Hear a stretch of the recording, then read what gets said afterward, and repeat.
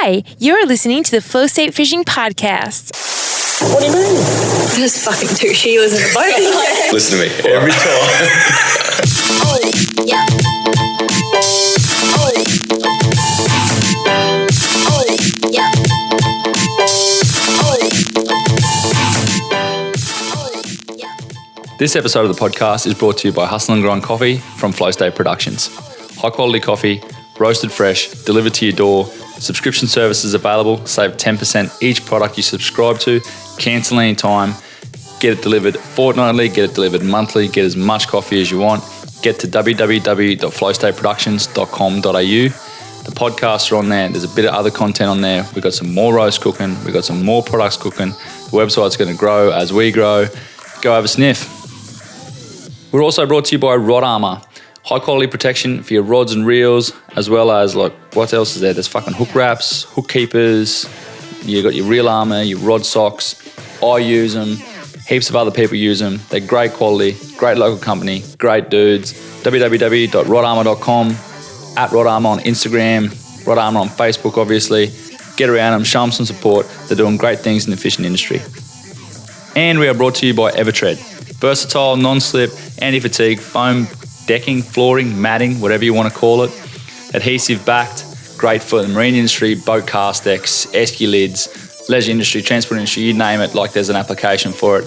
Multiple colours, multiple textures, Australian company, couple of mobs that distribute it have CNC machines and digitising pens, so the possibilities of design and customisation are endless.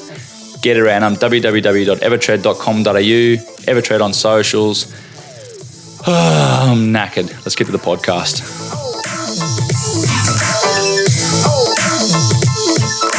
Let's go. Knock yourself out. That's your Queensland initiation. Yeah, well, I got here and they go, here's your starter pack. And I'm like, what's the blue tarp for? And they go, when you neck all your reds, mate. Well, okay. It's true, but 100%. There's so many people on social media that are just like photos of fish plastered all over the floor. Oh, and some of them, it's totally cool. They'll do their 2 trips a year when the weather's glass out. They'll go out to the channel, and if they hook it and they get in the boat, mate, if it's red, it's dead. That's like, everyone knows that. That's the rule. I started releasing trout and shit, and people are hanging shit on me. They wouldn't release, 8-10 metres or something? Oh, definitely. No, they're more top water trout or flats trout, stuff like that. You can just shake them off of the boat. That's not an issue. It's like a lot of Spanish. I don't bring them in the boat unless I'm going to kill them. Yeah, big stick bombs. Yeah, they just don't survive. No. And fuck putting them in the boat anyway, slimy, bleeding. They stink. If they come in the boat, they're going to get knocked. Man, that's the best thing with barbless is a lot of the time when you get them to the boat, you can just shake them off. Give them a bit of slack and shake it around. Man, those big, Spanish over 25 kilo, you can unhook them just shaking the rod tip at the boat. That's awesome. I'm fucking not a fan of Spanish at all. My engineer's granddad loves them. And I got a Spanish for it and I dropped it off. It was 25 kilo and he was like, what the fuck am I going to do with this? You asked for it. Dog food. It stinks my boat out, so you're taking it. Give the dog Ciguatera. So yeah, definitely. Fucking hell. That mic sounds fucking terrible for some reason. I haven't heard of too many SIG cases from Spanish up here. I think it's mainly your big trout and stuff. Do you know anyone that's had it? I met a dude from New South Wales that there was a case from a spearing a monster Spanish down there. And I've heard that it was, I think they likened it to malaria or something. Because you can't get it twice, eh? If you get it the second time, it fucks you. I'm not sure. I'd have no idea, but there's over in Vanuatu and stuff, they say don't eat trout. But they wouldn't eat them when we were over there. But some of the local dudes, there's a guy that works at Ocean Blue, he loves them. He's like, yep, I'll eat it. Yeah, and they eat GTs. Yeah, well, again, I don't see why you'd go start. Wonder why sharks don't get it, or do they? Oh man, I don't know. Body works differently. Their body works a lot differently. Because I eat the fuck out of those. Yeah, that's true actually. I don't know. Madness. Anyway, Vanuatu, I want to go back there. It's an awesome spot. Would you go to Ocean Blue again?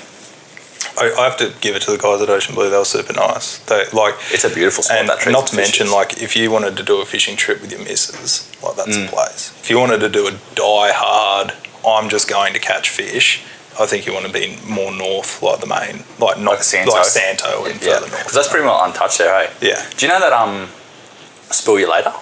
Yeah. Yeah, I never went fishing with him, but I run into him over there. He had one of those little trips that he does. I think he lives in Brisbane. I think he's half Nivan, so I think, or I don't know if it's his mother or his father or whatever. No, okay. Is Vanuatuan, and so he can speak Nivan and all that, and he takes crews over there from Brisbane and from all over Australia, and they go over there and just full raw, like banana boats and local guides, no sounders, and fucking they fly to Santo, I think, and operate in those outer islands. Well, I think you'd be surprised the fish you catch. Like, that, so many of my mates have said to me, like, oh man, you can just go get in a dugout if you were up there. Yeah. Knowing, just with a bit of info, like, take your navionics, don't just say to the guy, do this, but... You take a little sounder in like that. Oh, like easy, if you were keen. Yeah, oath. It'd be fucking... And imagine the stuff you'd find that had, like never been fished, man. Because they don't even like fishing for those, like, doggies and shit like that, because they're just... Trash the gear. Yeah. No, I don't want to know about it. It'd be fucking insane. But no, we caught yellowfin there when I was there, and I only fished for a day. Big dolphin fish, some red bass, bits and pieces. Because they're like, do you want to go catch GTs? I'm like, no. I can catch GTs at home. They're gammon GTs there too. Like here, like you get the odd, like same as the reef GTs here. You get a cast all day and filter your way through 10, 15 kilo GTs to get a 25. Yeah, that's a problem. I haven't seen any real big ones caught there.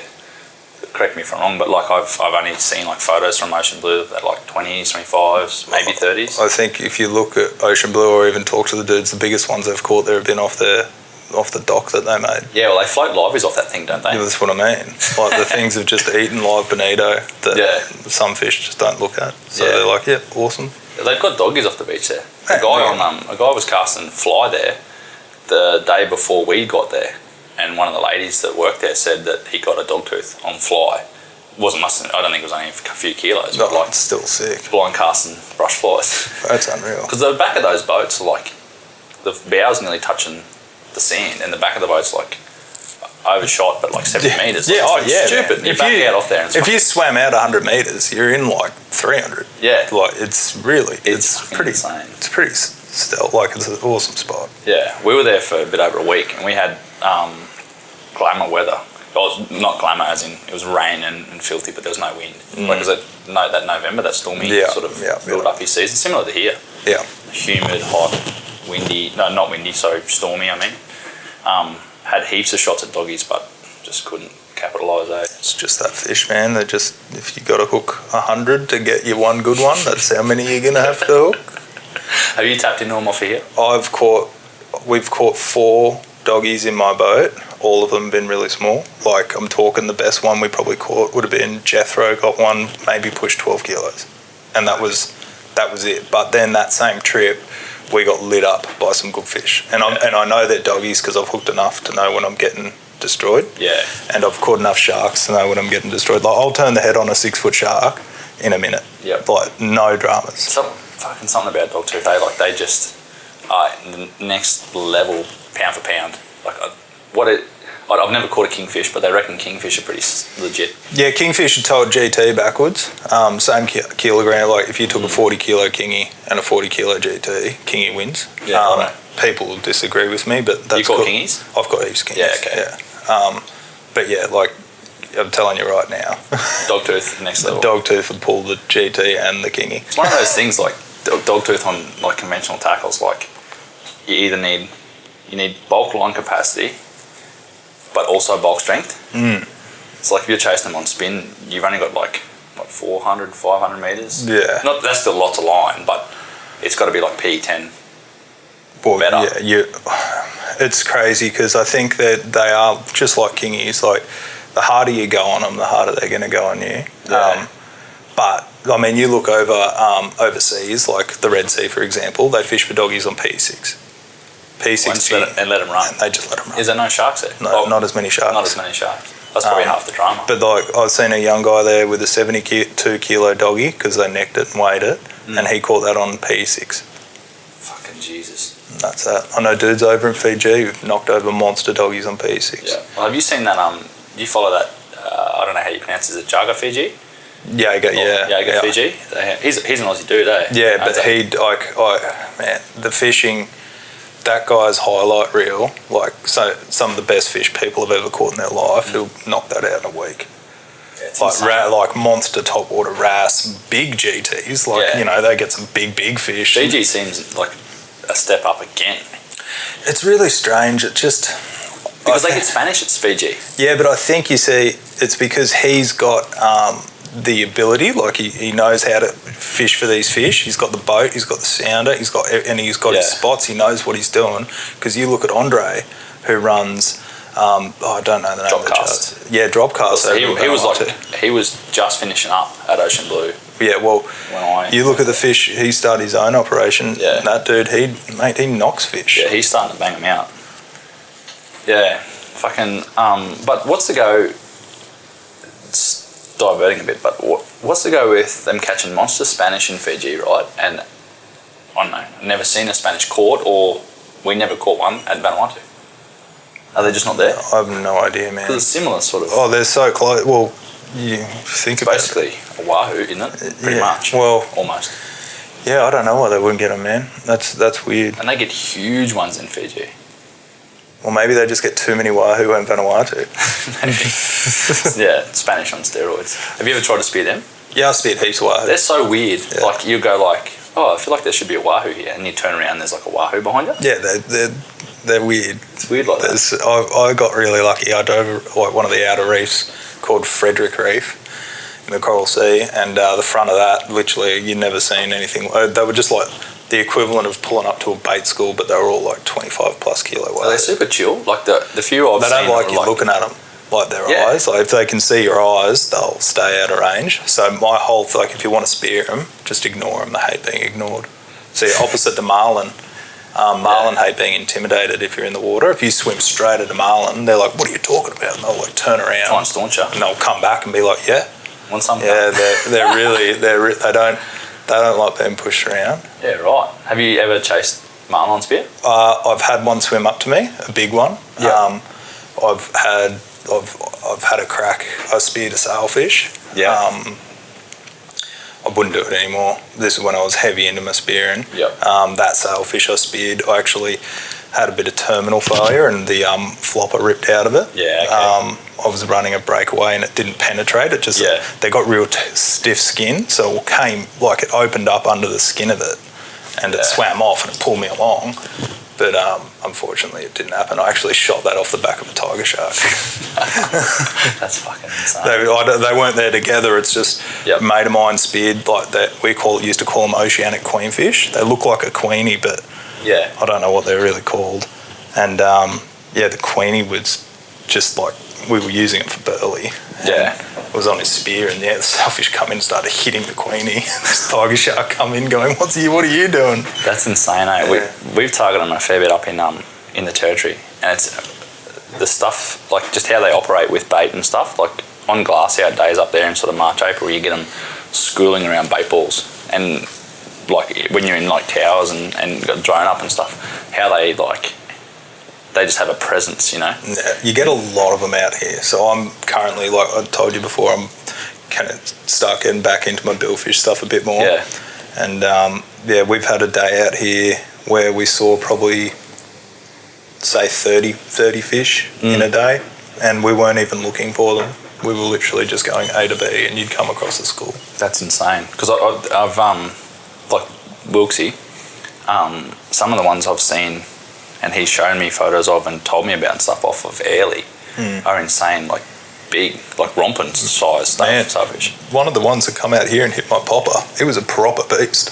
Have you caught any on top water? Never. I've missed two. So I've had one properly grab the lure. What would you have to do there? Like, I know most people run like assists, basically. Just get lucky. So one that will benefit if you wanted to target billfish. Like stream a big assist, like on a bit of Dacron or something off it. They have a lure this guy makes over in, oh God, I forget the name of his company.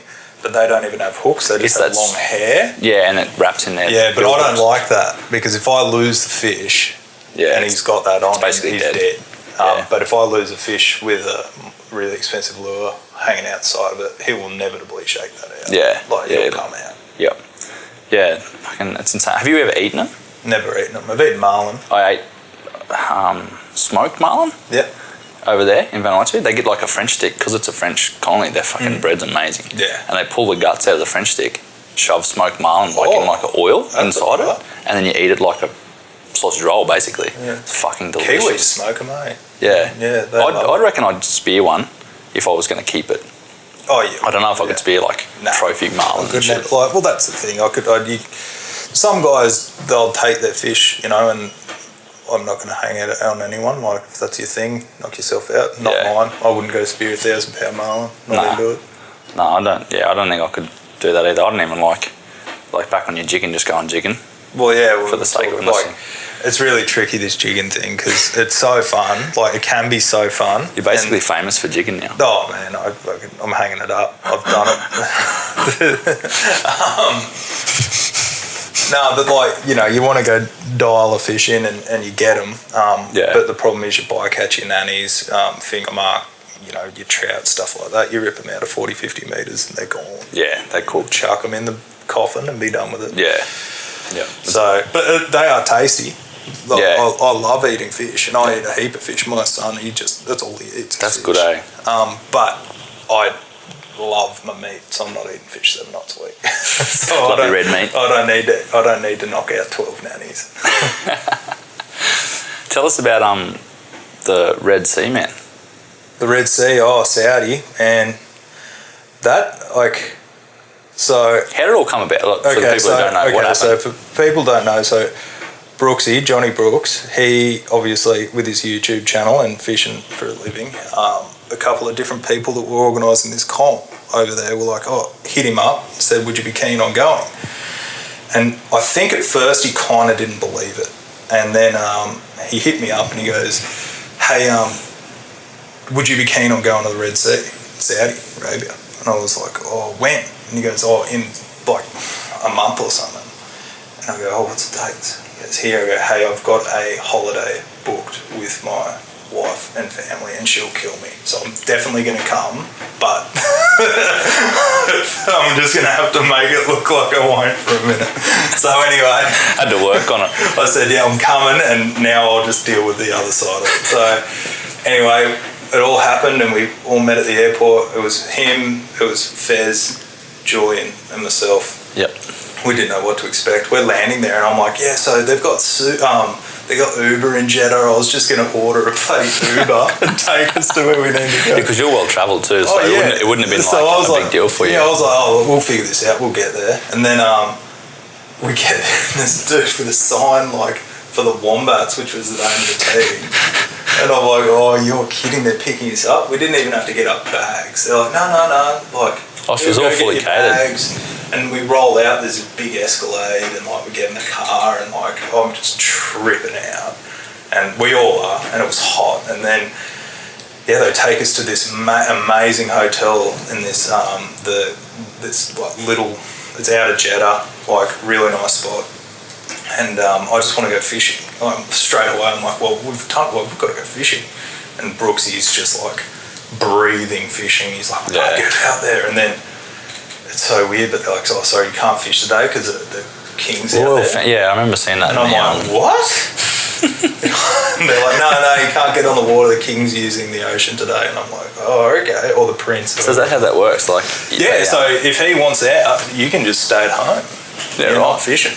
Them's the breaks. So that's it. Anyway, we waited, tried the next day. He was still out there, so it was still blacklisted. And then the day of the comp, we'd had no pre-fish or anything. Yeah. Decided to get amongst it. But the thing, they warned us about the heat. They're like, hey, it's going to be hot. So just be mindful, don't push yourself too hard. I've never, I live in central Queensland. I've been hot. I've been out west. I've been, she can get hot and muggy here. That heat, I think one afternoon on the water was something like 47. On the water. On the water? Because you had I remember seeing a few of Brooksy's videos and they were pretty glass out days too, eh? It was heat you couldn't experience. And I don't think I'm soft. I like to push through it, but we had ice under hats in the back of buffs, I was putting ice under my shirt between spots. We're drinking hydrolytes every couple of hours. You'd have to at 47. Fez after day one, he got heat stroke. He was rattled. Fucking hell. it was gnarly. And then they do the score sheets at the end of the day. Yeah. And then we were out of first place by like 20 points, which was nothing. Yeah, okay. And I'm like, what? We're actually in with a shot here.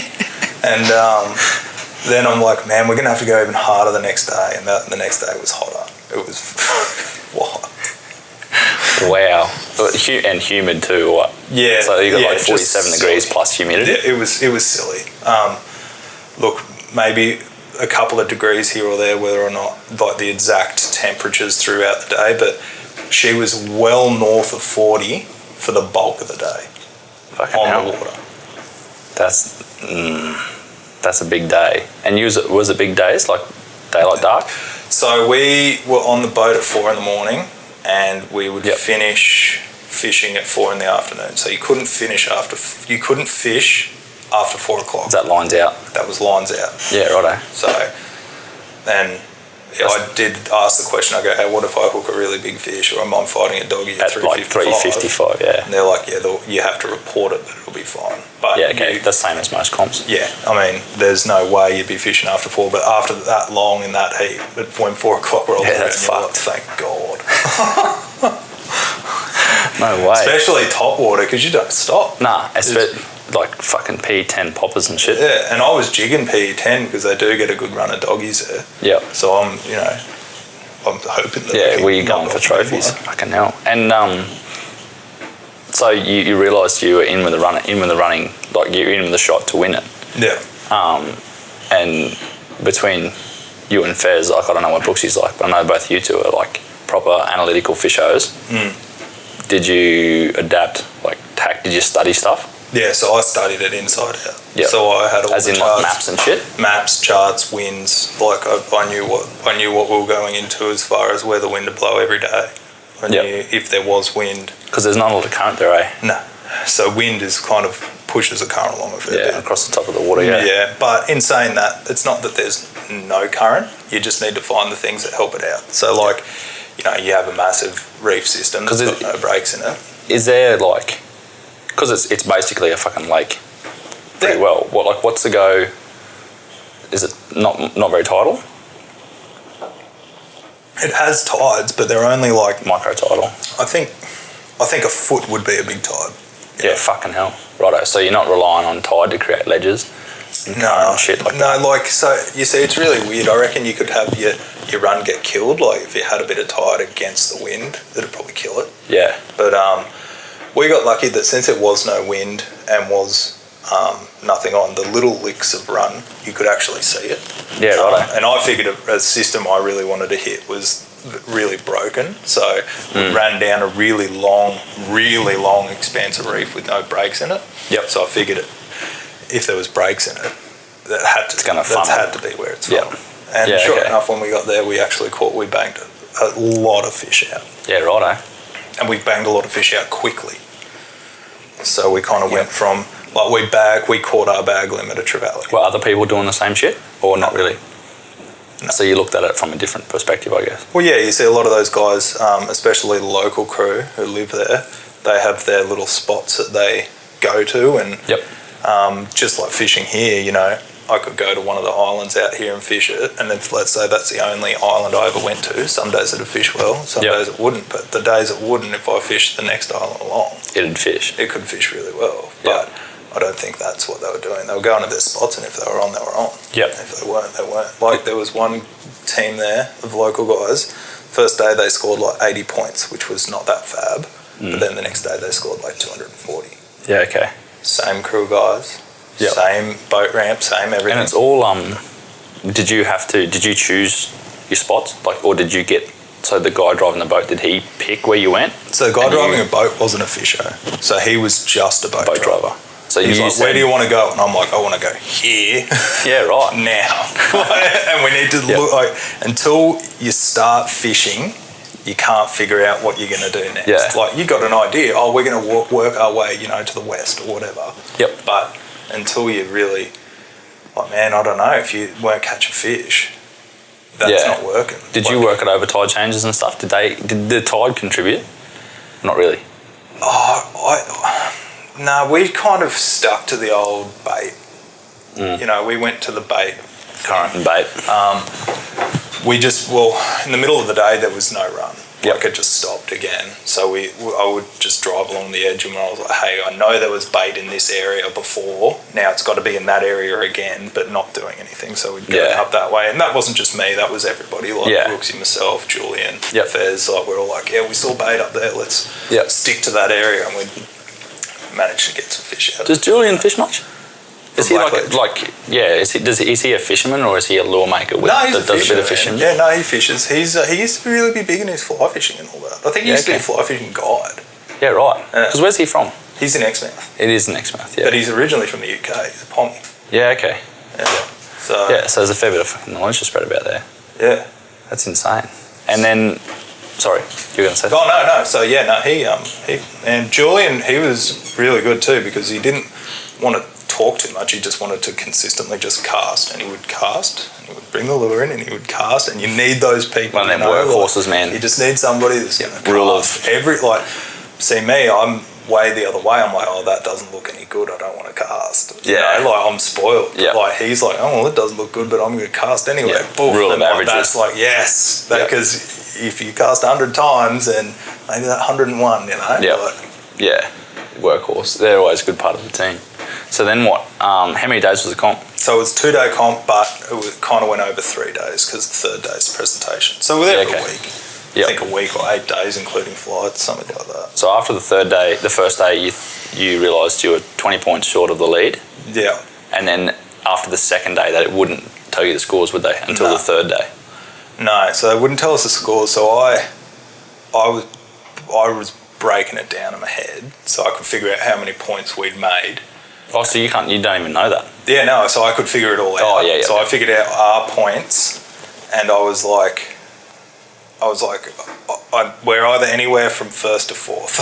You know? Still not bad. How many teams? I think there was, in the top water side of it, I think there was somewhere between 30 and 40. Over the whole comp, I think there was something like 70. Is it like a heap of internationals? There was a few internationals. Not many. So your main international teams, you had Italy, you had Spain, you had America, which were in a different division. You had, Guam. Guam was in there, yep. There was a couple other teams, but mainly our biggest competition was between the Italian team. Mm-hmm. They had some really, really good fishers. Really good. Because they're a mad tuna chasing bastards, aren't they? Yeah. Like oceanic tuna. Yeah. Yeah. So the Spanish, they had some guys that they fish for a living. You know, they guide. I think a couple of guys went and did a thing with one of the main dudes over in Africa recently. Sudan. Yeah. Oh, like Wild Sea Expedition. Yeah. He's an Italian guy. I can't remember the name. Yeah. No, he's the dude. He is him. He was in the comp. He was in the comp. Yeah. Righto. Shit. Yeah. Really nice guy. Yeah. He put on a what's the name of it? Like that customary Middle Eastern white robe thing. And yeah, mate, he looked like Jesus Christ. And that's coming from me. Yeah. Like.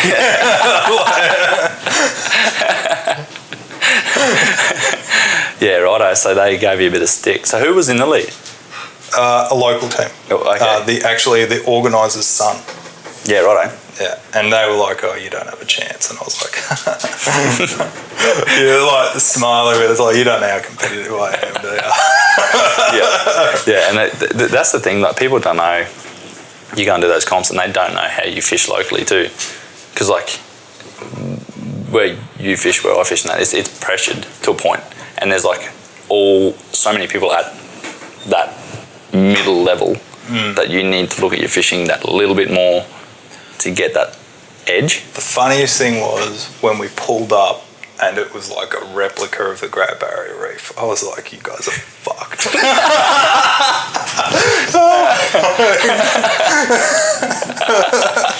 I got this. I was just like, this is amazing. And it does, like, people be like, surely it doesn't look like Great Barrier Reef. I'm telling you, and I mentioned it to you before, if you put me in front of the joint and said to me, this is the Great Barrier Reef, and took a blindfold off, I believe you. Yeah, righto. That's pretty cool. Mick mentioned the same thing too when he did that Sudan trip, and he said, yeah, it's like Barrier Reef on steroids. Yeah, it's crazy. It's pretty special. It's pretty untapped by the sounds Well, of it they too. don't have that many sharks. I know they had one year, they had a really bad year with shark attacks in Egypt. I think they had like 8 shark attacks in Egypt. But up there, there's a big reef that people go and dive to see sharks. But Saudi in itself, I asked them and they go, we don't get sharks here very often. Which is really weird. Start looking for real estate. Seriously. The tax man's everywhere here. Oh, he's shocking. Even in a shark, like if you lose one fish to sharks out here in like a jigging session, especially, you're like, oh man, there's barely any sharks today. Yeah. It's wild. Yeah. It's fucked up. They're fucking everywhere. I had I said it in the last podcast, but we had a nanny session not long after I moved back, and basically bagged not a shark. That's great. Never bought half a fish up, never lost a fish, never saw a shark at this spot, and it was just full of nannies all day. It was so weird. I found a mark, listening to that podcast, and I found a mark a few weeks ago and I went back and fished it and I caught some nannies off it and I moved because I wasn't really chasing nannies. But two of them had spat up prawns. They'd been eating the prawns. So I'm wondering if it isn't a wonky hole. Maybe not. It's because apparently those prawns don't mind getting in around that stuff. Yeah. Well, this is giving away a bit much, but like I was like so close to a reef in one of my photos, you can see it. That's awesome. In the background. Yeah. But I was still in enough water to get nannies. Yeah. Without giving too much away. Oh man, you should see the headlands in this YouTube video I put together. People can blow it up. Pilfer marks off me. True. Oh, for sure. If you have half an idea. You're going to run it? Oh, definitely. Don't care. If you can figure it out, go knock yourself out. Yeah, righto. There's people that do that though, eh? Like that just pilfer fucking shit like that. Oh yeah. Look, it's like I've said it to you before with GT fishing. If you take someone for a GT fish who lives at your local, once you show them a headland, they can't see that. Nah. It's now a communal headland. So like, if you've got a spot that you don't want anyone knowing about, or there happens to be something that happens there that doesn't happen on any other headland, don't take anyone. It's going to be fucking boring. Yeah. Man, I go out there and slay 30 kilo GTs all day long. Yeah, by yourself. That's you now, isn't it? Well, yeah, because I've got no one to fish with. Like, no one ever wants to go for a burn. True. Because I work, obviously I work 3 weeks on, 3 weeks off. Yeah. So, most people with a normal job. Yeah. And I make the call, a lot of the time the day before. I'll look at the weather and, yeah, if we get really good, not that far out. But I mainly I'll fish shit weather if the moons are good. Yeah, righto. Just because now, with a family and all that, we don't get the luxury of just, going out for 12 hours at a time, 4 days a week. It's not how it works. Your boat can handle shitty weather exactly. too. So if I want to go out, if I'm like, man, I would really like to catch some fish today, and I look and Monday's 5 knots, but Tuesday everything limmies up a bit better with the tide, the moon and everything, but it's blowing 10, I'll go Tuesday. Yeah. Yep. Yeah, your boat's a bit of a weapon, I've heard. Yeah, no, it gets long. It moves too. The Triggy reckons it's super fast. Yeah, I don't come second. You will after. Have you seen what Triggy's getting? Nah. Has he told you? Oh, he told me a bit about it. I don't know if this is public knowledge or not. I'll record it anyway. He's getting a custom rebuild on it. 19. He did tell me. And I think he's making it 21 or 22 foot. And he's putting one of those new 6-cylinder 200 Pro XSs on it. Those 4-strokes. That's awesome. So I don't know. I'm going to come down. I have to have a race. Well, that engine's a 300. Oh no, we're done. But it's got a 250 gallon on it. Just insurance disclaimer or not? No, it's just so people think it's not a 300. How long is it? They're like, man, 21 foot. Yeah. Oh, that's the fastest 250 kicking about. Yeah, so Triggy's cooked. And that's a 2-stroke too. Yeah. Like an oil injected 2-stroke. The torque on that thing is just... Yeah, fucking stupid. But it sucks. I'm actually really spewing. Evan Reed's chucked the hat in. They're done. They're done. So, did you like it? I loved it. Yeah. I still love it. I've still got warranty on it. I'm going to keep it. Yeah, okay. But, because I've heard a lot of mixed reviews. People either really, really like those motors or they really hate them. Outboards are funny, man, because some people will get on and they will just tell you that outboard's a piece of shit. That outboard's a piece of shit. Yamaha only. This only. Mercury only. Mate, the bulk of people, 90% of people out there will make their purchase decision on price. Yeah. And that's the reality of it. Yeah. And if they can get something for a good price, if somebody was offering a 250, if somebody needed 200 and you had Suzuki, Mercury, Evinrude, Yamaha, and Yamaha goes, yeah, this is 30 grand fitted, and the Mercury was 20.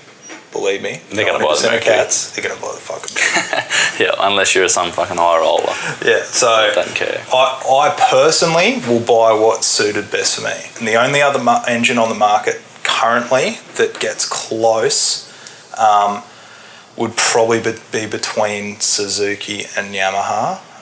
But the Suzukis are heavier than the Yamahas, and weight is a factor for me. Yeah, I would be too, I suppose.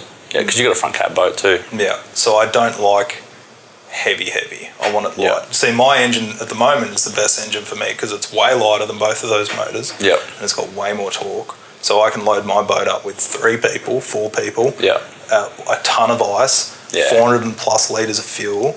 Yep. And I put that thing down and she jumps out of the water. She still goes. Like it doesn't even know it's there. Yep. Yeah, that's what you got to weigh up, I guess, with depending on what you're doing, what boat you got, all that sort of shit. Yeah. Because the long range fishery here, I personally don't think's tapped into to the level it could be. Like, you don't get many cats going to the hard line. Admittedly, out of Mackay it's hard because the hard line's 100 mile. Yeah. 100 mile in a trailer boat's a push. A mission, yeah. I don't care who you are, it's a push. Yeah, it's a mission. There's other spots where it comes closer, which Townsville's one of them. Yeah, I think we're like 95k to the back of the moment on. Reckon 95, 100 k's. But you see, you get some good stuff before, like that bull and all that. Yeah, there's like all those fringing reefs and that. There's like some crazy ledges and stuff on them. So yeah, I mean, if we could tap into it a bit more, we'd see a lot more impressive fish in trailer boats. Yeah. A fuel capacity is a big one for me. Like, I've got a bay boat, so it's mediocre to good weather only for me. But I've got nearly 300 litres of fuel, which helps. And I'm burning 1.8 to 2.2. So I can go out to the shelf and back in a day. Not in a big day, but in a day. And not be too much of a drama. Yeah. For me to go to, like, if I do the outer reef, like 450 k's over, say, 2 days or whatever, I burn about 310 litres of fuel. So that's good. That's fucking good economy, man. Yeah. And are you just jigging and popping out there, or what's the go? Yeah, so I mainly jig and pop, but I've figured it out. There's times you go out there where the sharks, you can't catch a fish through sharks. Like sharks, like I've been to... Summer? Nah, mainly around the moon. There, the moon full turns moon. them on. Full fucking moon. jerks. I just wouldn't even... I honestly, if it was a glass out tomorrow, I wouldn't buy it. Yeah, it is a full moon. Right. That makes sense. I feel like new moons are daytime feed anyway for fish. Yeah. I found. Probably giving away too much secrets. But I feel like fish period, I feel like daytime fishing and new moon's better. Yeah, definitely, man. And that's the whole thing. I think you figure out what works for you the best. But you see, some guys got into their night popping. They're like, let's get this night popping and caper. And the best thing for that's full moon. Yeah. Because you can still see it. Yeah. So, yeah, man. Yeah, well, it's sort of half biased too, I guess. Yeah, well, at the end of the day, though, anyone who doesn't go fishing glamour weather, they're local because it's full moon. All rules go out the window. Yeah. You know, like, if the weather's good, just go. Just go. And if you don't catch fish, go, shoot, it's hard. It's like in central Queensland, if it blows west, people tell you won't catch fish. Yeah. But the other day I went out and I killed it. Yeah. Killed it. Like, you did.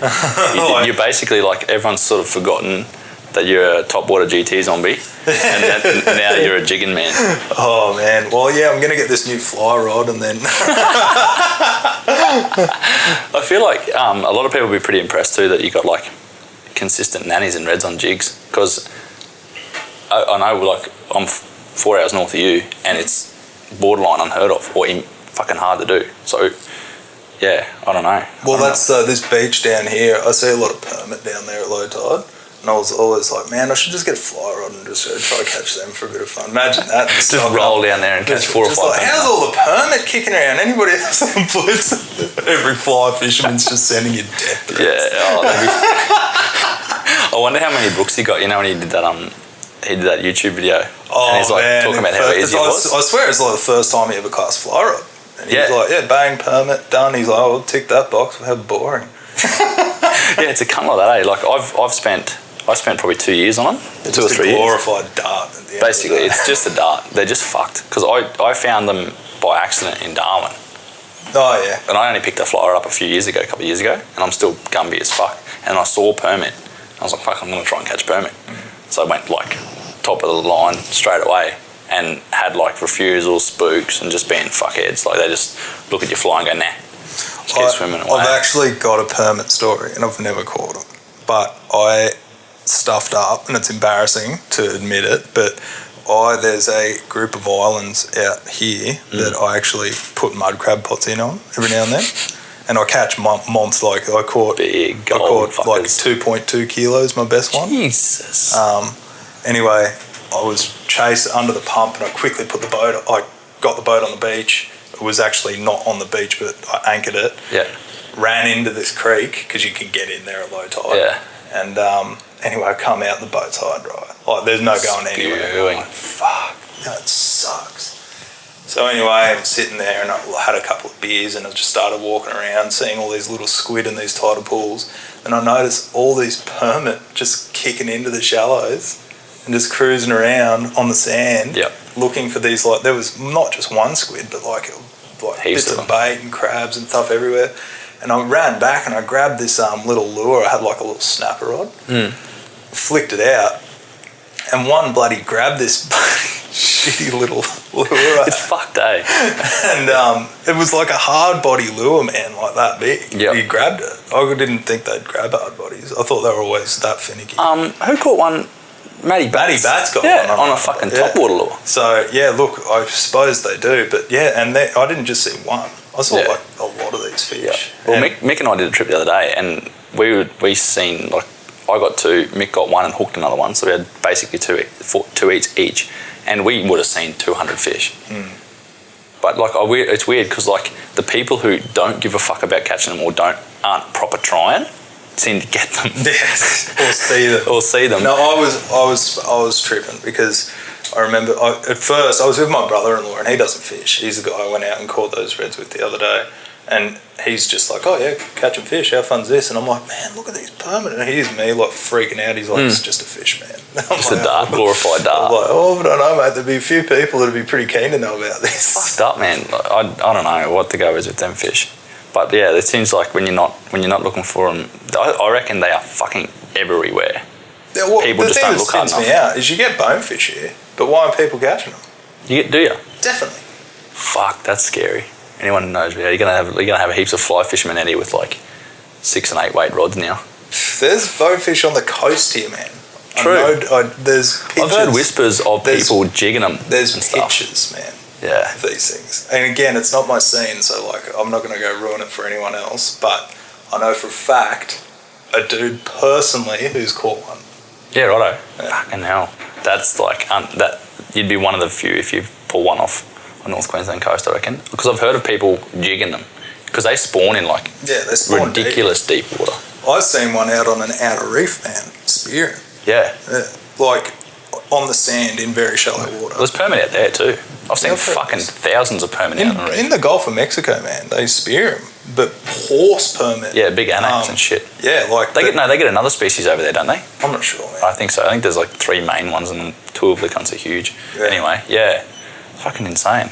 But again, I don't know anything about them. I've never looked into them. I've found some amazing fish. Like I found a spot, this like rubble pile, and it was just loaded with those big like tuskies. Yeah, right. Monsters. Big black spot. I was there. I only went in there because it was the middle of the tide change and I didn't have much to do, so I kind of went around. It was this rock ledge and it was like really clear, and I was up on the bow, and they were just bloody everywhere, and they were huge. Like, because again, like spearing, I was like, man, if I speared one of them, I'd be chuffed. Yeah. And they were only in like 3 meters of water. Yeah. I've chased them on fly and they're fucked. Like little blue tractors. They're like this fucking stand out, like fish from on like coffee rock, like rock fingers and shit. And there's this random blue blob just swimming around doing stuff. Yeah. And then fucking you lay your fly, like when they're either like super fucked up where they're just off everything, or they're like ravenous feeding, and you land your fly like within 2 meters of the fucking things, and they just like flare up, come over and staunch it, and then headbutt the dirt and eat your fly. and they do similar what dog used to do, like sit there and shake. Oh, yeah. And like, what the fuck's happening? And then they just go, Some guys have got them pretty dialed locally. I know there's Yeah. some dudes that consistently manage to turn reels on them. yeah. I've never gotten into it. It looks fun. Like, it Yeah. looks like I'd like to give it a go. But I just prefer, honestly, like for me, if I had the time, I'd rather go chase sailfish or go chase Yep. big GTs or stuff like Yeah. that. What's your, Trigger was telling me you were chasing a certain size GT. It's a 50, 60? Well, everybody's chasing it. The 50. GT. Off your 50 local. kilo. Yeah, off your local. Yep. Come close? Oh, look, it's really hard. I've just bought a new set of scales and I've just getting a new sling made at the moment. The whole thing is with it, you got to weigh them. Because, I mean, my logic is if you don't weigh it, don't say it. True. Because my 40 is your 20. Yeah, exactly right. And my 50 might be your 70. Like, Yeah. you never know. Like, and I'm generally pretty on the money when it comes to like holding fish because You've I've seen held a fair a lot of fish. But the run-of-the-mill fish, they get pretty hard to find kicking over 40 kilos. Yeah. There's a lot of fish in the 20 range. There's a few, like there's less, but there are still quite a lot in the 30 frame.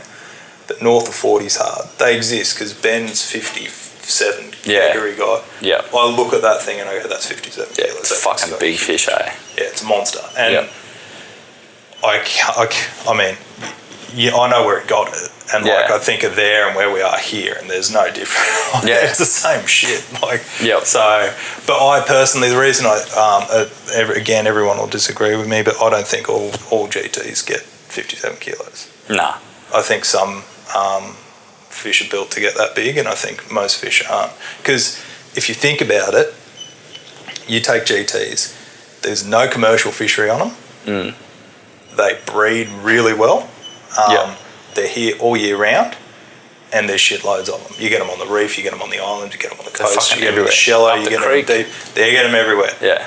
By that logic, there should be a 50 on every fucking headland. You'd think so, eh? But Do you reckon it's environmental, like, or do you reckon it's like geographical? It's to do with like, I think the bigger fish spend more time deeper. I really do. Yeah. There's studies that prove that. You look at the guys in Oman who sat tag big GTs. Big Gs, yeah. And a lot of their day was spent deep. yeah, I've seen footage of I've seen GTs when I've been spearing out off the shelf in like 400 or 500 metres of water near islands that it would have gone 50 kilos in 450 metres of water. yeah, Like, right. Deep, not Just- on an edge, just cruising. So when they get big, when the big fish get big, I'll Yeah. say, I think they spend more time there. Deep. I think we see more of them at certain times a year when they breed, because they're a bit like a black marlin. So a black marlin, the girls get the biggest, and they'll get like 4 or 5 males. Yeah, and then so they'll- handing them. Yeah, And and they then push after in that- shallower, don't Yeah. they? And then after that, they go away. Yeah, And I think that's like big GTs. Those females come in, they get the biggest, and she'll get half a dozen blokes. yeah. She'll hang out somewhere for a while, Spawn. and then once she's done, she just kicks them to the curb. Do you reckon that's like, you know how you normally get that fucking, like that black GT in a pack that's fucking staunch as everything else? Yeah. Do you reckon that's the female? So no, they're just. I think that's that particular moment. They've got the shits, or they're hungry, or something like that. Because I've had black ones turn white again. Oh, so like they actually change colour They'll change- rapidly? yeah, they'll I change didn't know if it was like a, like No, they they were don't. like They it's don't like, okay. permanently stay black. Yeah, okay. So they just go black for a certain. No, you can catch a fish one day that'll be silver. Yeah. Look like a Because you see green. them go blotchy and stuff. Like you get blotchy ones, but Well, it's probably the same thing. Just like not all GTs get 50 kilos. Probably not all GTs Have can that go that colour dark. morph thing, yeah. Some can, some can't. Better Yeah. than others. yeah, But no, definitely. And I've seen some solid GTs. I've seen some big GTs. yeah, I should have seen more big GTs than I've seen. yep.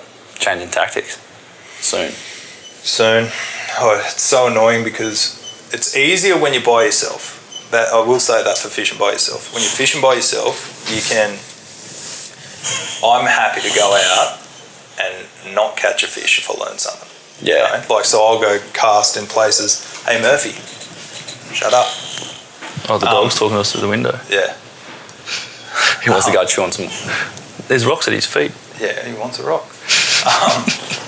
So yeah, I think when you're by yourself, figuring out new aspects of it's easier because I don't want to take someone somewhere like a friend of mine and waste their time. Like You've been burnt too, haven't you? Oh yeah. Look, again, it doesn't really these days bother me. Like people that really are truly protective over their spots, and I mean this, and I think there's a lot of people out there that do. Either take your family there or take no one there. Yeah. A lot of people are quite respectful of that stuff too, though. Like, you get those like genuine people that like you'll take there, and then they'll just go, like, only go with you to there. Like they'll always know it's there, but never. You know, and it's a tricky one because some people might even get the spot by accident. You know, like you've taken them to a mark and they've bloody gone, oh man, I want to get a picture of the sounder. Look at that, it's insane. And on their shot, they've taken a picture of the mark. Look, it is. I'm not going to hang shit on anyone.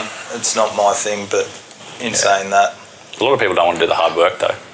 Yeah, it's more rewarding finding your own spots. Up here, especially, man, there's that much ground. People who think that they own a reef system or, you know, nobody knows there's GTs at this reef or fucking you're an idiot. Yeah. Like, That's exactly right.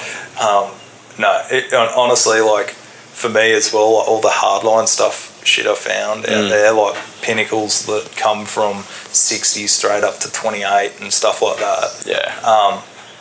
Man, if you got the mark, by all means, go there the 2 days of the year the weather's good enough for us to fucking do it in a trailer boat. Like, yeah, I've got a bug in my ass about a decent sized dogtooth. I won't go like huge, but a decent size or bigger out of my own boat, off my local. Yeah, I think everybody and especially there's like.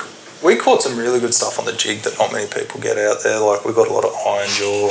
Yeah. We've got some really monster wrasse. Every time I've been out there, we've caught a big wrasse. Yeah. They need to fucking sort something out about them, I reckon, because fuck me dead, some people, like, you can't obviously take them or anything, but gee, some people catch a lot jigging and bait fishing and stuff deep, and the big, like, there's a good return and they taste delicious. I heard that they taste delicious. Well, in the NT, can't you keep them in the NT? I've never caught one. Yeah, I'm pretty sure. You probably can. I don't know if you get them. You definitely wouldn't get them inshore, I don't think. I'm pretty sure you'll find, like, up that, like, Gove, Nullarbor. Yeah, I reckon over that way you would, because it's more coral. I'm pretty sure you could keep... I still think you can keep barramundi cod and stuff out there. Yeah, you can definitely keep them. Yeah, they're just... I mean, you still drink piss in the NT, though. Boy, I'm fucking really struggling coming around to that, eh? Oh, like, not being able to drink? Yeah, like... While you're normally, like, as the sun's coming up, you cheersing your mate with a fucking beer, and then you're just chipping away at them all day. Look, I come from, like, so I work in the marine industry, and it'd be easier if you could have a few beers. Fucking hell, man. Yeah, because we up there, we used to fish for, like, you'd go out Friday afternoon after work, not come back till Sunday night.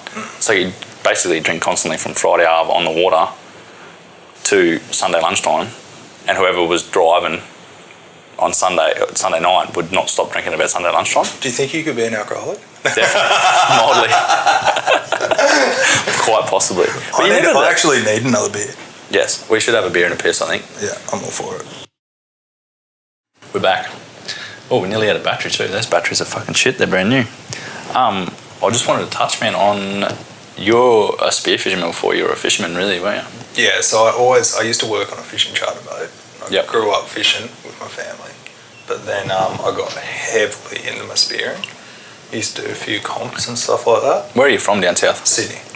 Northern Beaches of Sydney originally. So I went through, speared all up and down, like Queensland, New South Wales, like all the prime spots. So, Southwest Rocks, Coffs Harbour.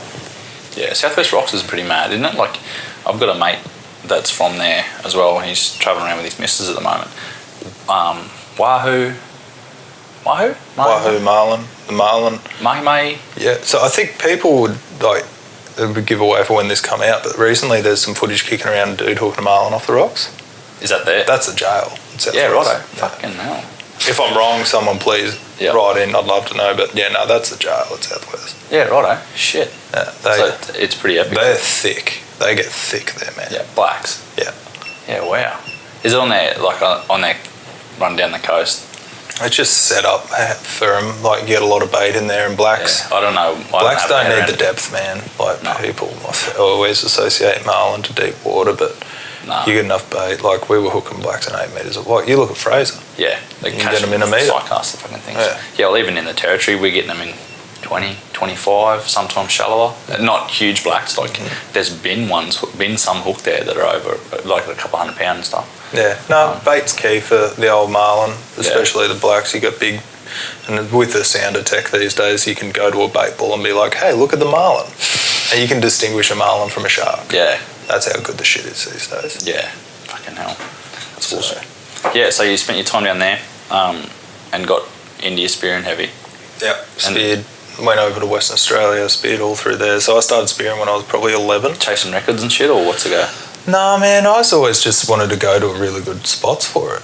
Yeah, okay. So no different to fishing then? No, and I got to go to some just amazing spots.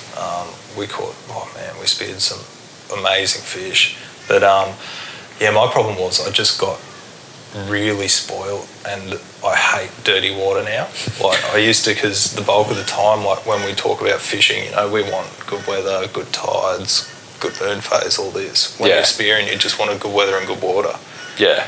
But man, diving 2 metre visibility, I just got over it, and I was like, man, I can still catch all these fish out of a boat. Yeah. And not be in the water.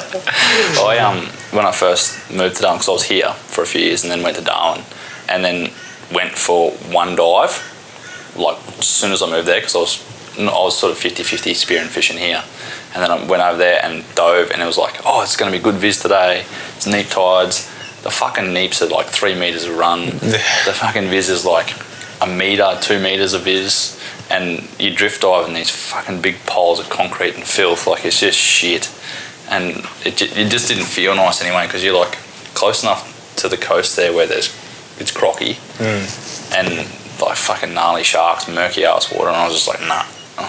Well, I can't, I'm definitely not going to mention the spots, because I know particularly like a couple of good friends of mine like to hit them, but some of like the best kingy grounds we ever found was because of spearfishing. Yeah. Well, there's guys that do that for reds and shit. Yeah, and again with reds, people wouldn't believe where, like, man, I know some guys, like probably some of the best fishers on the east. One guy in particular, like probably one of the best fishers, like Benici, for example. Yeah. Mate, well, we used to spear together. Yeah, true. Yeah, and his fishing repertoire from his diving as well. Yeah. I don't like talking about other people, but I know for a fact that some of the stuff he knows is because he did it all spearing, and he gives you another perspective. And he took that and he just blitzes it. Yeah. Like snapper, for example. Like, mate, he got those things so dialed. Yeah. Even for the thing of like seeing where they're sitting on a spot or how they're behaving and all that sort of shit too. Like, you're actually being the fish, or like it's just a whole new perspective on it, really. Yeah, and like a lot of those fish. And it's crazy because a lot of the really good like diving spots that I found or have come across, or consistently I've never found a dive spot. Everybody knows where the dive spots are, but I'd consistently see fish that were out of place there. Yeah. Like, oh, how come there's always monster kingies here? How come all the kingies I see here are over 20 kilos? They shouldn't be here. And then you go there fishing for them, and guess what you fucking catch? Makes sense. It makes complete sense. Yeah, right. Where people, like I'm telling you, they drive past these spots. Yeah. Because that's not a fishing spot. Yeah, people get so fucking set in their ways, man. And it just, like, people don't question enough. Like, oh yeah, that worked. Or it works to a point, like, I can say, okay, these tides and this wind and this and this and this and this, and I can go out and I can consistently catch X species. Yeah. But what about all the times, like, what the fuck are they doing when they're not there, or when they're doing something else? Like, why don't you, as a curse of ambition, I guess, I don't know, that you don't, like, I want to know more, I want to be able to get them every day. Well, mate, people used to spin yellowfin off the tubes in GP all the time, but now if you did that now, it'd be fucking bizarre, because the yellowfin, they've just been hit super hard. Maybe one day it'll get better, but with technology and boats getting better, fuel capacity always better, they cop a pretty big hit when they roll up on a lot of the southern places from Brizzy south. Like, people know they're there.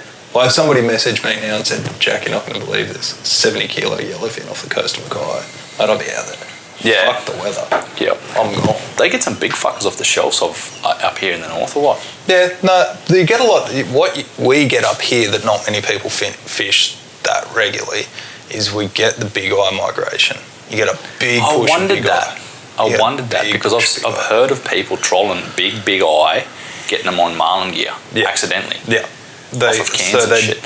Yeah, they breed out there. I did know, I forget now.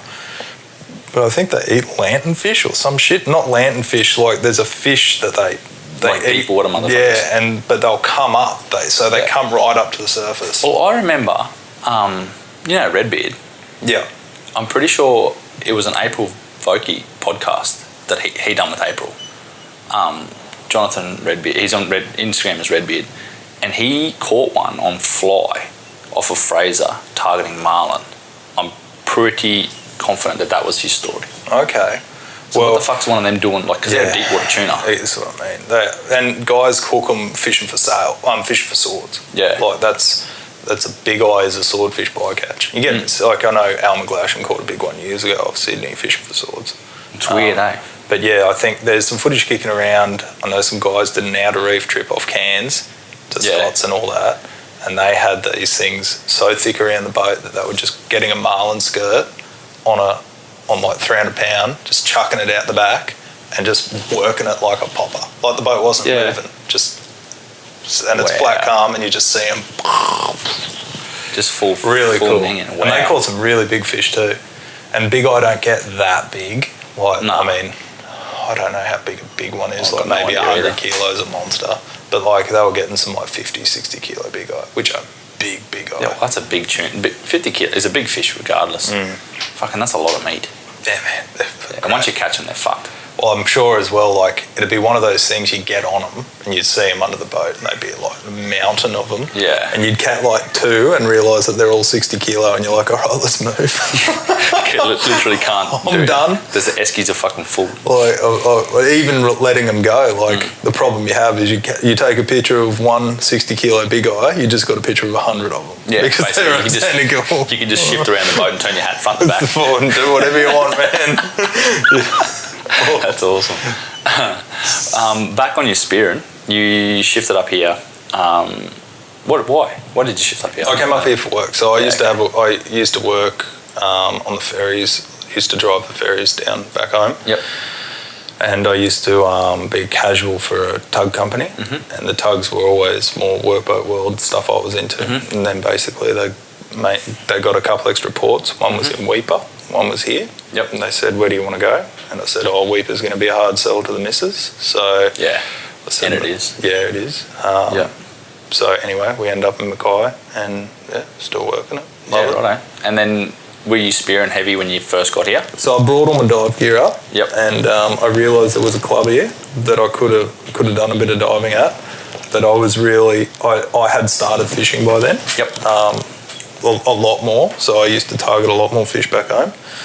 And I was just so excited to get up here and get into the GT fishery and all that. So I just kind of hung the gun up, so to speak. And then when I realised that the viz here, like if they have 10 metre viz here, they're like, oh man, it's so clear. Yeah. And I'm like, fuck you and your bull sharks. There's some big bull sharks here. It's not nice either, man. Well, it's crazy because in Queensland, you see, and I noticed this travelling, right?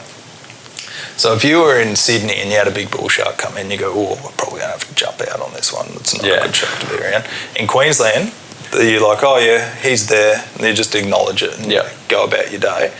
So in Sydney, you won't dive with them, but again, in Sydney, if you had a big tiger shark come in, you'd be like, oh, we're probably going to have to get out of this spot and go somewhere else. But in WA, same deal. You have a tiger shark come in. I've never had any drama. Like, a lot of people are shit, like, a proper off on me here, and I've dropped down, and there's been a few around, but they seem super chill. I feel like it's just one of them sharks that are just like either on or completely off. I've seen them on. Yeah. The one I seen that was on, I didn't know they could swim that fast. Yeah, fuck that. And Did you listen to that Nathan Cleesby podcast I did? I think so. You should, where the fucking bull shark. Yeah, the bull shark hit him. The fuck out of him. Yeah. Look, I've heard of that. A bit of a territorial thing. Like the things they're just like an animal. They can get the shits. They do kill things to live. So to kill another thing for them is not a big deal. No. Tiger sharks are usually pretty docile. The one I seen that was hooking, I was in the Coral Sea. We were super deep. I jumped in on a school yellowfin wearing a camouflage blue fucking wetsuit. The thing was like, thought I was a fish. Yeah. Yep. Not his fault. Yeah. Did it have a crack at you? Like legit, touch and go? He figured it out just before he got to me and he turned away. Oh, he was like, oh shit, you're not a fish. Oh, he was on toe, but he was like... being out there, it wouldn't have been a little tiger shark either, or what? No, it was actually 2 of them. Yeah. What? Bigger than 12, 15 foot? Nah, they wouldn't have been that big. Yep. No, definitely not that big. I seen a big one, but he was chill. In a different reef, at Wreck Reef, I seen one that wouldn't push 13 foot. It was a monster. He just swam up to me and just cruised away. He was happy. And then I seen these 2, and one, like, it was interesting. I'll say the story, but I don't like people hanging shit on sharks, even though I don't particularly like them in a fishing sense. But jumped in. I used to, when I was doing the blue water stuff, had a 4-band rifle gun. Mm-hmm. So it took a bit to load it up. We were jumping in trying to get in on this school of tuna, but we missed it. I was very close, but not close enough. Mm-hmm. And I looked down, I could see this little white glimmer that looked like a plastic bag floating in the water, and out there it's really strange. And my brain, I just glanced and went, oh, weird, and pulled another rubber down, glanced back, and it was a little bit bigger. I'm like, that's strange. And then I said to myself, it's a turtle. And the second I said it's a turtle, my brain went, I'd been told a story by a fella named Scott over in Exmouth. He got attacked by a tiger shark, and as it was coming up, he thought it was a turtle because it got that big round head. Mm. So I went, it's a turtle, and my brain through its index. It was like, what about that story from Scotty? And I went, it's tiger shark. So I went, no, and I got the gun out in front of me, and this all happened in a very small amount of time, but it seemed like... So it was on how deep were you? Like 400 metres. Yeah, so it was coming up. Yeah, hooking. So that white was the bottom jaw. Face, yeah. Yeah, the bottom jaw. Fuck that. And anyway, he was just hauling straight up at me, and it felt like he was moving real quick, but he might have not have been moving that quick, but he was definitely quicker than a swim. Mm. And then, he got maybe 6 metres, 7 metres, and at the last minute just went, woof, just turned off at like 90. Realised what you were. Just was like, hey, that's not this, and just... Because I was just like, I'll just let him hit. Probably seen you, probably heard you splash. Well, I put the gun out, and I was like, what he'll do is he'll hit the gun, and then the gun will hit me, and that'll push me back. That's my logic. So I kind of braced the gun to get hit, and then it turned away, and there happened to be another one down there. I never even saw it at the time. Then I was like, there's 2. Yeah. And then I was like, get me out of the fucking water. Yeah, fuck that. You can sort of tell, you can read them, like when they got that fins tucked and they're real sporadic, sharp movements, and you can sort of tell when they're doing that sort of shit. I found that all the sharks I've seen that have had the shits have dropped their fins and they kind of arch their back. Yeah. Like you see the hair on a dog stands up, they kind of arch their back and flex, so to speak. Yeah. And they do big, wide turns. Yeah. And sort of shoot in and broadside you and then swim out and broadside you. Yeah. Well, I did it. I had a shark come up to me at Soldiers Beach on New South Wales. All the bad characteristics, not happy, big shark, a lot of weight behind him. And I was like, okay, I'll just move off. And he followed me the whole way in. And I got out, and then the next day a surfer got hit at that beach. Probably the same shark. And I'm pretty sure it would be the same. Yeah, it wouldn't surprise me. It's like that fucking I don't know. Is there great whites there? Down there is, yeah. Yeah, see, fuck that. I don't know. I don't know if it's the growing up, the whole persona of great whites, but some of the videos you see of those dudes abalone divers and shit like that, and even just free divers that are way down south there in that greeny murk fucking water, that seaweed shit. It's just their diet, man. You've got to remember they're a big animal, so for starters, they're intimidating because they get big, so they're intimidating because, when we don't get that big in the big sphere of it as people. With fins and everything on, I'm 9 foot tall, but the reality is I'm not 9 foot. Well, you're still smaller than a seal. Exactly. So, man, when they're used to eating over in Mexico and stuff, they eat elephant seals. The things weigh a ton. And it's like some crocs eat buffalo. Yeah. You know, I'm scared shitless of crocodiles. Yeah, but they're not fun. that's what I mean. Like, we're not afraid of wobbegongs, even though they're a shark. Yeah. They're not going to eat us. Nah. I've had a few fucking half, like, sketchy things with them. Because they got fucking teeth still, eh? Oh, yeah, man. You know when you go stick your head under a ledge? Yeah. And you go, oh, fuck. And it's sort of like you scare yourself and you also scare it by scaring yourself.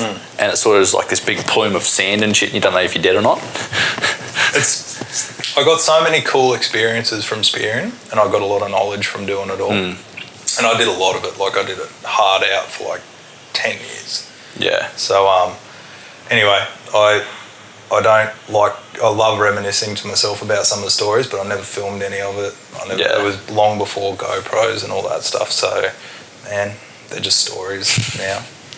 Yeah, that's still legit though. That's the thing though, everyone, like, it has to be on film or have to have a photo of it for it to be real. Because I think everyone's a lion cunt. But social media is like the pinnacle of fucking people talking rubbish.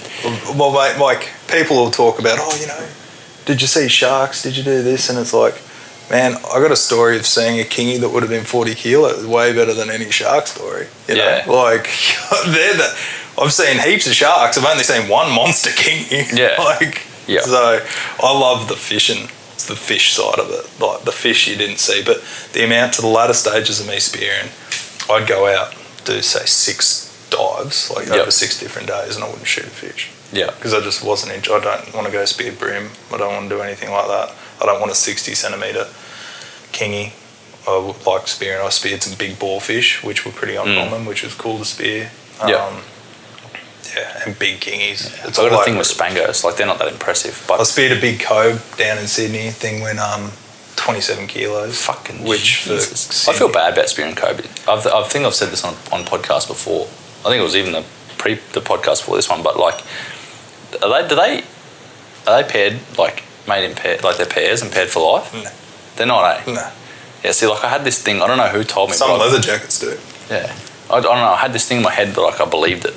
So I feel real bad. That's what used to annoy me with the comps, the spearing comps. So leather jackets used to weigh in pretty good points, but I was like, why? It's the dumbest. Like, they're everywhere. They're easy to spear, but they used to say, oh yeah, but there's 7 different species. You know, unicorns, deep body, horseshoe, so on and so forth. 6 spine. Yeah, but if you speared 7, you know, you're killing it. And it's like, yeah, but I hate leather jacket. Like, why would I go spear them? Like, so I used to try to get a bag. That's why I never did too well, because I just wouldn't spear them. Yeah. And, you know, the best I ever did in the spear comp was at the Canada Cup one at Terrigal, and I just wouldn't spear pike, leather jacket, all that shit. Wasn't interested in it, but I weighed in like amberjack, kingies, Samson fish, big like bonnies, stuff like that. Yeah, I don't know drama spearing, but I didn't want to spear that dumb shit. Yeah. But no, man. Having to like spear those pelagics and shit, you have to like push yourself. Did you do training or anything, or did you just? No, look, I used to just naturally have, like, from surfing and everything, my baseline fitness was always pretty good fit. Never ate shit. So I got super, like, for some people that get right into it, but I was never doing consistently, like, I couldn't just jump in the water and dive 30 metres, but at the end of a dive trip I could. Yeah, you get that like match fitness. It doesn't take much, eh? Like, literally, like, you have one weekend of diving 10, 15s, and then like you feel like you're fucked after it, and then the next weekend you can go out again and you're like diving them easy. It's weird. Man, you think about it, you do a 14-day trip, you're diving 6-7 hours a day. Yeah, that's a lot of running. Like, yeah, that's true. So, and not to mention you feel a lot more comfortable doing dives every day like that, and that's a big thing of it. Your mental controlling your like. See, most people that with their normal ability, if they went to, there's a friend of mine, Ant, who runs a free diving course for Spearos in Cairns, and he could take, say, anyone. I think he took ET. So ET's not Spearo by any means, and he had his static breath hold out to over 2 minutes in a day. Yeah, right. So most people can do it, but all there's in little head. tools. There's little tools that you can get to make your body push your body up a little bit better. Yeah. Without the tools, it's like running. No one likes fucking running. Nah. But like you run for a week every day, you're going to run better on day 7 than you did on day 1. Yeah. Yep. Yeah. I'm like that with like, especially running. I actually enjoy, like, sort of contradicts what you said, but I actually enjoy running because I like. It's like a thinking headspace. Yeah. Because I can run X amount of distance. It's like, diving would be no different. No, exactly. Yeah. Once you get like in that mindset where you're like, oh yeah, it's going to burn, and you just sort of put it to the back of your fucking head. Well, we used to want to dive Seal Rocks. There was a spot we used to dive, and then there was another island that was like substantially further away. Yeah. And in a boat, it wouldn't be that big a deal, but me and a mate, we used to swim between them. Yeah. And so for us to swim for that day, just distance, Yep. not including when you're on the spot, we'd do like 5Ks. Yeah, righto. But if you said to me now, Jack, swim 5Ks, I fucking hate I'd swimming. drown. Like actual swimming, I fucking off a day. Well, I used to have these big floats, like 75-pound floats, and I used to pack lunch and put it in the float. Yeah, righto. So I'd have Fucking hell. I'd have a Mars bar, I'd have a 2-litre bottle of water, Yeah. and I'd have it in the top section of this float for this particular dive. Yep. And yeah, man, I'd fucking halfway through, I'd sit on the float, have my Mars bar, and Bottle of water, big yeah. bottle of water. It helps, man, and especially that, like, it fucking cooks you. Like, you if you dive a weekend, you come home and you're cooked. Oh, proper. I don't care how fit you are, man, you're fucking cooked. Yeah, jigging will get you too, eh? Those big PE10 gear. Jigging's fucked. Have you had any, like, I've got one story I'm going to ask you, but have you had any scares, like we're talking about pushing yourself that next bit in your free diving? Oh yeah, so I had a blackout. I blacked out once, but I had like the luckiest blackout in the world. Like I blacked out when it came up. There was someone right there in a boat. Yeah. I thought it was going to happen, so I'd prepared myself mentally to have a fuck up. Yeah. In a very small, like I'd prepared myself in a 30-metre period. Like Yeah. I knew I was cooked from when I turned around. Yeah. Run us through. I heard it fucking 10 minutes ago. But right, tell us the story. So we're out in the Coral Sea, and in the Coral Sea, especially when you get back in there, you've never been in water so clear. So you can generally see the bottom in 40 metres. Yep. So since you're not used to being able to see the bottom that close, you think it's only 20. You Yep. realise that coral head you're looking down isn't 3 foot across, it's 10 foot across. Yeah. That's neither here or there, but your perception of how deep you have gone has changed. So where I might be like, oh yeah, I'll be at 20 metres, I'm at 25, 28, 29. Yep. It was a really good fish, seen it on a few drifts, it was a big job fish, and people might be like, oh, why would you stuff up for a jobby? But it was a monster jobby. Went 14.5 kilos because I did spear it. World records what? 14.7. 14.7 was the Fucking Aussie record. Jesus. So yeah, it's a monster. It was a monster fish for a spear anyway. Anyway, I pushed myself outside of. Wind back. I can dive 30 metres, but I'd already been at 25 for my dive time. So I pushed myself outside of my dive time. Yeah.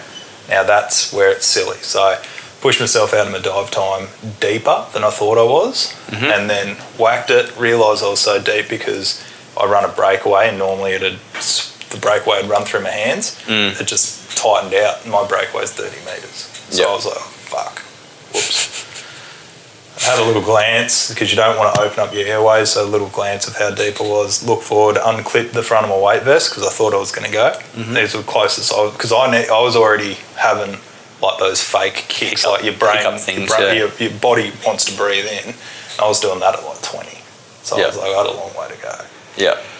And then I did, for some bizarre reason, I felt fine, like at the last little bit. I'm like, oh, I'm not going to go. And I came to, and I was like half out of the water with a dude, American guy. So you lost that last 5-10 metres of... I fully don't remember the last 5 metres at all. Just kicking like waist out of the water still. So yeah, I was like half out of the water still kicking, and like just making the dirtiest noise you've ever heard, and everything was red but a different shade of red. So the sky was a different shade of red to the water was a different shade of red. Like the clouds were a different shade of red to the sky and the water. The boat was a different shade of red. Like everything was red but in a different shade. My body had just gone, that's enough, time to kick him in the teeth. Fuck. And wound one into me. And then I got in the boat and I was like, oh no, that was a bit of a whoopsie. And then I just said to Brad in the boat, I'm like, oh mate, if we can just not tell anyone about this, because it was a 2-week trip and everybody starts weighing in, oh, you should go to Aussie, you need to go in, or fucking whatever. So I just figured I'd just see how I felt, and I was fine after. So that's fucking full on. I know not everyone gets fine, and I'm very lucky, and I wouldn't recommend anyone to do that. Like diving's healthy, it's safe, it's all good if you're in the right group, but you are in a foreign element, and if you don't pay like a little bit of close attention to the rules of drowning and shit like that, you can definitely get bitten in the arse. More people die from shallow water blackouts than people die from being eaten by sharks. That does not surprise me one bit. What about tell us the story that I'm going to ask about old mate that blacked out. Tell us about him first, Tim, and then tell us that story. All right, so there's a fella, probably I honestly I don't know the guy. I know his mate, but I don't know him. He's probably one of the best spearos in the world. His name's Cameron Kirkconnell. Lives in Florida. Speared, I think he owns 7 different records for spearing. He owns a doggy world record. I think he still does. Yep. Like over 100 kilos, so monster fish. And I read his story, so it's not mine to share, but the viewers will like it. So anyway, he was diving with a mate, and his mate blacked out. Yep. And he swam down, couldn't get to him, so he shot him in the fin. That's fucking full on, eh? And he was like, and then revived him. And then got up CPR the whole bit, and the guy fucking lived. That's fucking full on, eh? Which is, again, you're giving CPR to somebody who's probably super fit, for starters. Yeah. It wasn't a heart attack. Like, people give people CPR after heart attacks, which will keep the body going, but the reality is they need to get shocked. Yeah. To get it back in the rhythm. Yeah. Oxygen depletion is the easiest one to come back from. Yeah, right. You can kick someone back into gear if they've drowned. Yeah, what's that from? Just giving oxygen back to the lungs? Yeah. You're just reincorporating oxygen, and you're just trying to get everything going again. Yep. Your brain is what will suffer after long periods of time. Your brain will die without oxygen.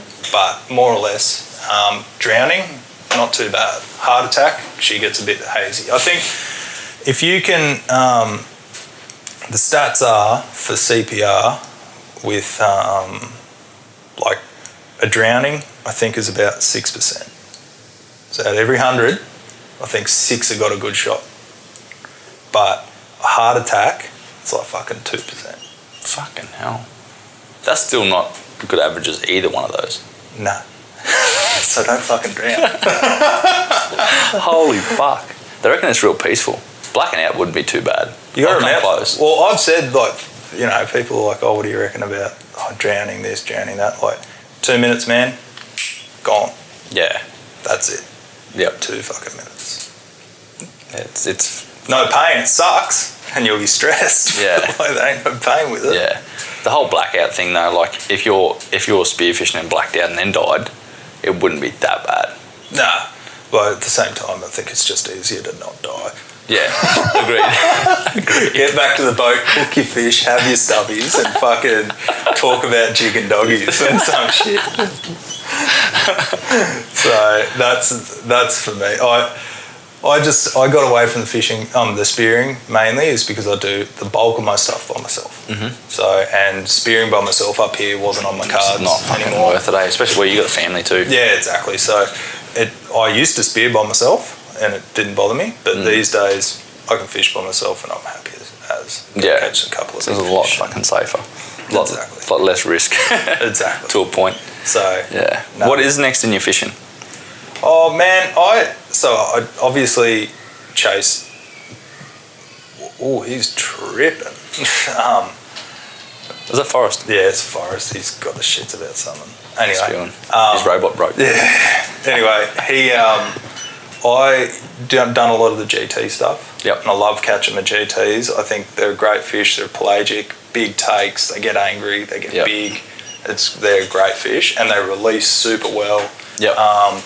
You can fight them super hard and quick. I've knocked over some fish up in the high 30s in like minutes. Yep. So you can get a win on them. Yeah.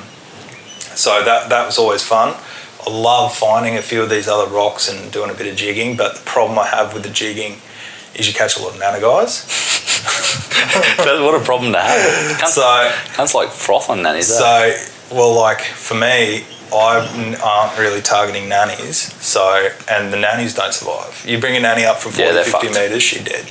Yeah, straight in the 100%. coffin and go home and eat them. Mm-hmm. And a lot of people are probably like, oh man, what do you mean? Like, wouldn't you eat your nannies? Well, I do eat them, but I don't need 20 of them. No, that's exactly right. And some of these spots, I'm talking, they will stop the lure on the way down, and you've got one. So if you want to get 10 in 10 drops, you'll probably knock them over.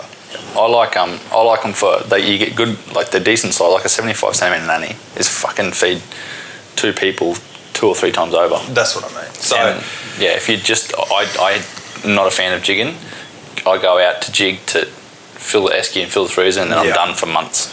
Yeah, so I think what I'll do now is I'll fish the sailfish pretty hard this coming year. Yep. I'll probably just look for some new ground out to spots that I know people don't travel out to too much, and I'll do my sail fishing at the same time. Yep. And then the other stuff I'll just fish for my GTs when the moons are right and everything, but just give them a bit of a break.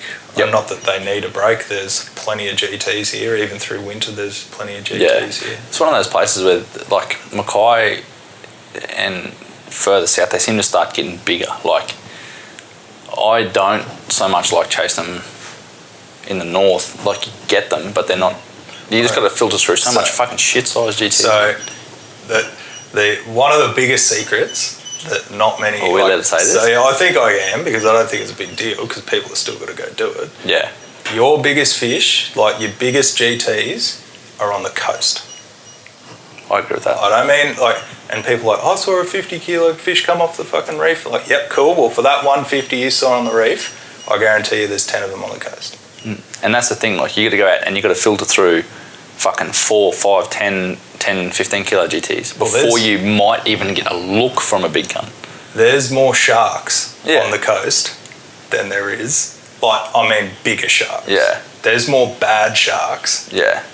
Very close to the coast in central Queensland than there is on the reef. But yeah, you get tiger sharks out on the reef, but I guarantee you get more tiger sharks out on the coast. Would not surprise me. Maybe not tigers, but definitely bull sharks, some big bull sharks. I've got some jigging spots on the coast here that get loaded with those giant herring. I've seen bronzies in close, Definitely. But yeah, you get, I think your big stuff, you don't get as much of it, so you won't catch the 10, 20 kilo GTs. Yeah. But if you get a shot at a banger, she'll be a good one. That's the thing. Like, do you give up? Depends where you're at with your fishing, I suppose. If you're happy to give up 100 empty casts to get 130 kilo fish, or are you happy to spend those 100 casts and get 10 kilo fish? You know what I mean? And then with the option of getting the 30 and kilo. that's what you'll be doing. If you go, I'm going to fish the coast and I'm going to fish these deeper edges, or I'm going to do this. If you do that over a period of time, I reckon you will crack a stonker, but you're only going to crack one fish where you probably could have caught 20, 30 fish if you fish the islands or the reef. Yeah. You fish the reef when they're on, you'll catch as many as you want. Yeah. Most fish I've hooked out here in one day with one other bloke was 38 GT. That's a fucking lot. Were they all shit? No. They were big. I got one that day went 32-ish. I said the weight and I didn't weigh it. Ish. Yeah. So it was 20. 18 kilos held out. Big 18 kilo banger. No, man, that's unsettling, eh? That fucking balloon. That's that's the first thing I thought of. Jack's young fella just walked past the window and I couldn't see him for this computer screen. This little red balloon started floating past. Proper fucking flashbacks to the It movie. So anyhow, but no, that's a big takeaway for people that want to try target bigger GTs. I think spend your time closer to the coast. And you don't need to go a million miles to catch them monsters. Yeah. Not what happens. So anyway, that's that for GTs. GTs are pretty easy, man. Find a good bit of pressure. Any more jigging? Oh, yeah, I'll do a bit of jigging, but I would prefer to try jig more like really. If I pull up to a spot and it's loaded top to bottom with nannies, Yeah. I'd probably opt to stay away from them. Yeah. Yeah, that's understandable. And you can mark them. I'd probably catch a couple if I want to feed, but Yeah. I'm not going to sit on it. And like the other day, recently, and this stuff that I'll put up the other day, I pulled up to a mark where the first 3 drops I caught nannies. Yeah. So I moved. I'm like, stuff this. Yeah.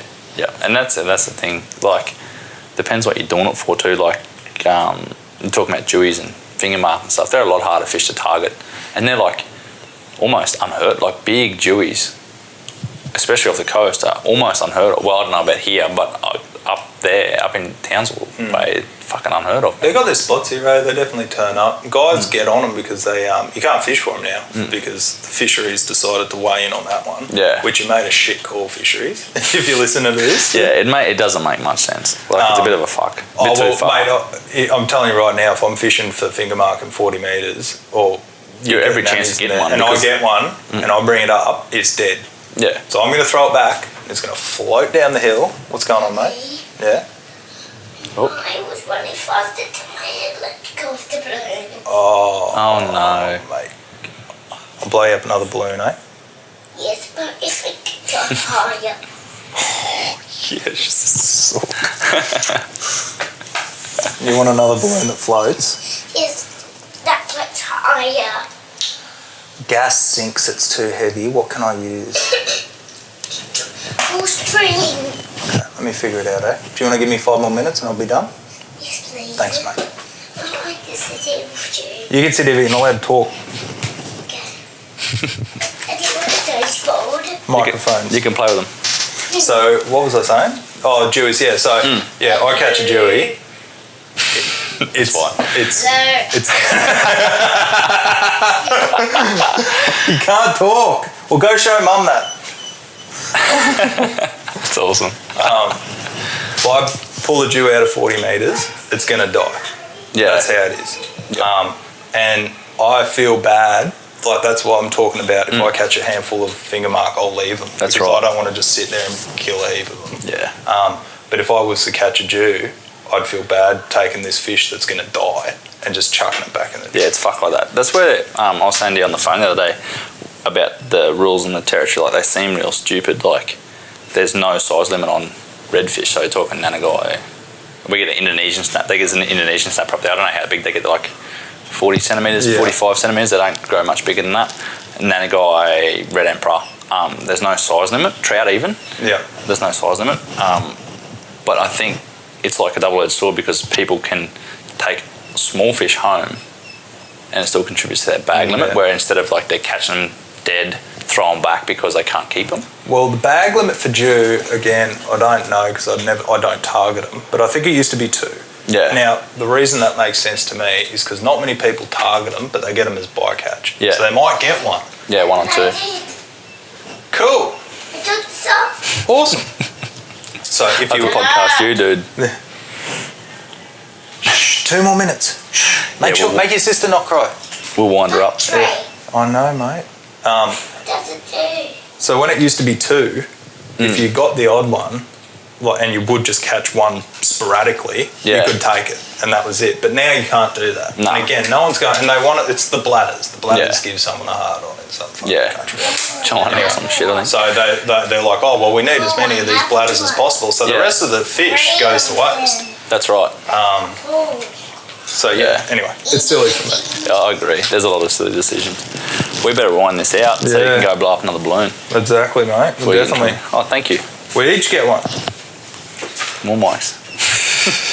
Alrighty. I better keep rolling anyway. I get down south. Yeah, good luck with your fishing, man. Hopefully you manage to get one. If it's not over $1.50, it doesn't count. That's what I heard. I heard there's I heard whispers of like 180s down there. Oh, now we're talking. All right, man. Thanks heaps for your time. No dramas, mate.